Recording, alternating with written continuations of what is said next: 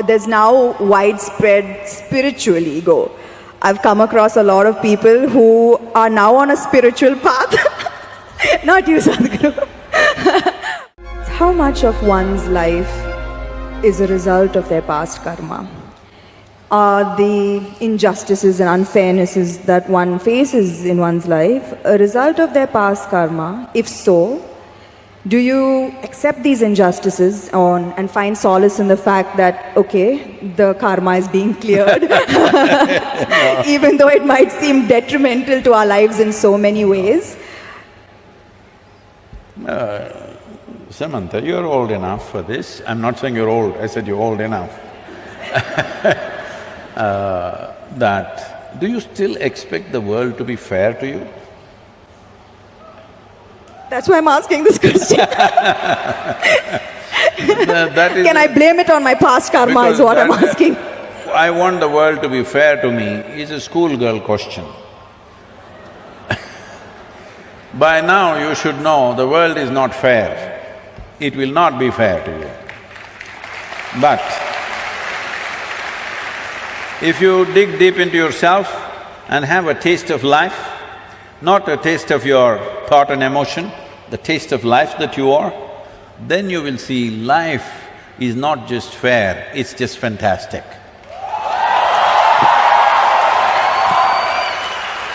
So, do you want fair life or fantastic life? You must decide. I've noticed this, that beyond the material ego, there is now suddenly a widespread… Who's this ego guy, your friend? Is all around me. And in my industry, the heights of it. So beyond the material ego, I've noticed there's now widespread spiritual ego. I've come across a lot of people who are now on a spiritual path. Not you, Sadhguru. who consider themselves superior to people who are not on a spiritual path.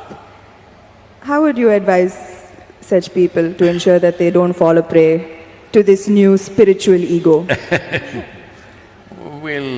First we'll address this ego guy, okay?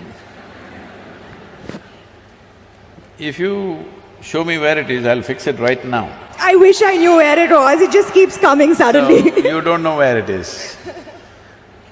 The thing is just this, see at certain moments, as a person, as a woman, you are a beautiful person, wonderful person, I mean. I'm sorry, I didn't say only at certain times you're beautiful, you're always beautiful, but certain times you're wonderful, all right? Certain moments maybe you're nasty, possible. So whenever you're nasty, you say, it's my ego. Why don't you say, it's me, I'm sometimes wonderful, sometimes nasty. If you see this, naturally nastiness will go down. But if you say, whenever you're nasty, Mr. Ego does this, and you don't know where he is, you don't know his address or ID, nor do you know his phone number, so how do you fix this guy? So everybody has this going in their life, because this is spiritual jargon without being spiritual is all over the place, particularly in India, because we have 15,000–20,000 years of spiritual history, so we know all the words, we know what Atma, Paramatma, this one, that one, Ahankara, everything we know, words only. Words only, noted. So we can just throw words like this and confuse the Western population quite a bit. So unfortunately, spirituality, in some ways it's come there. It's come there because there is need in the society, there is not enough source. Because of that, people are manufacturing this here and there. This happened, a few years ago, 16 years ago. And I was in United States, and then somebody in the office, our office, told me, Sadhguru, did you know every day 100,000 people are typing out the word spiritual? I said, is that so? Type it out and see what comes out. Are we even there in the picture? They typed out spirituality. First thing that comes up is a spa in Mexico. You've been there.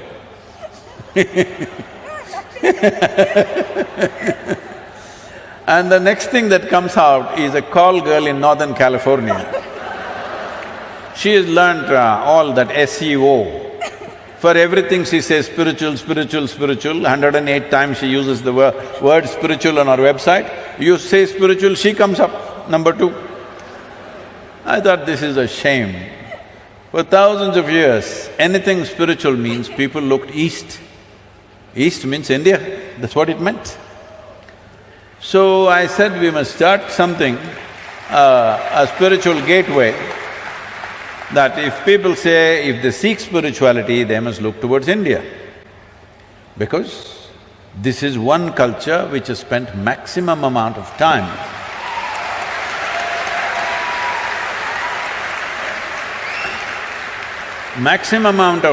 exploring human consciousness and the mechanics of what a human being is, how this functions on the surface and its very core.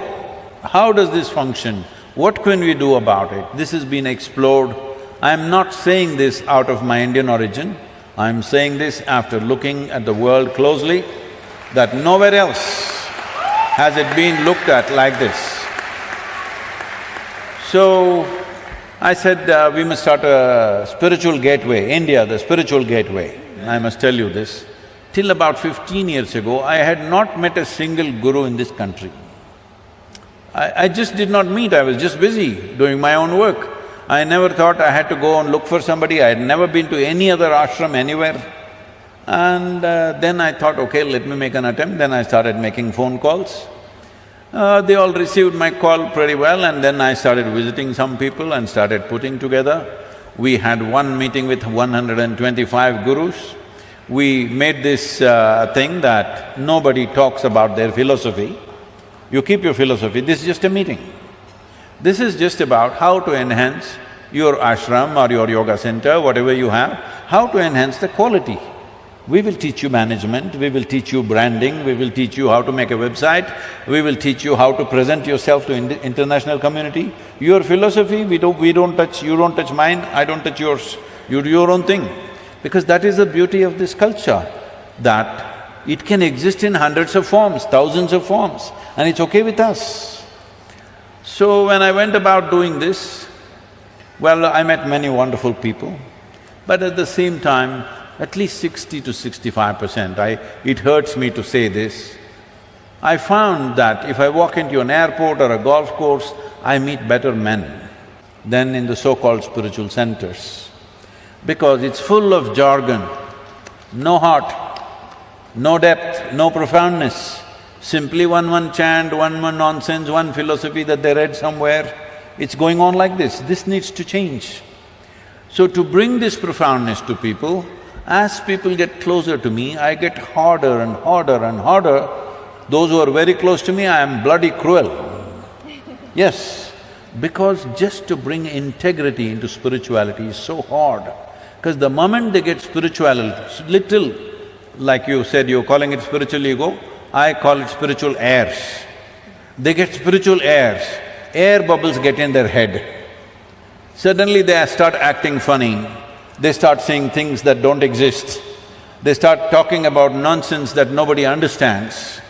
If you speak something, whatever nonsense you speak, people in front of you must understand, otherwise why the hell are you speaking? Because the purpose of speech is to make somebody understand what you're saying. No, if I say something that you don't understand, I become big, you become small. This is rubbish. This is going on for too long. So, this whole spirituality as a thing, unfortunately, has fallen on bad times, but slowly it is rising because people's longing is increasing. I must tell you this, 40 years ago when I first started the programs, in our engineering programs, in various different forms, 85% of the people used to come to the programs only for health problems.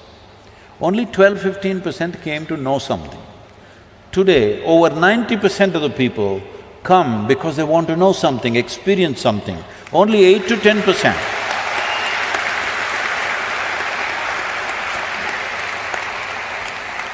Only 8 to 10% are coming for health issues, which is a significant change in human consciousness.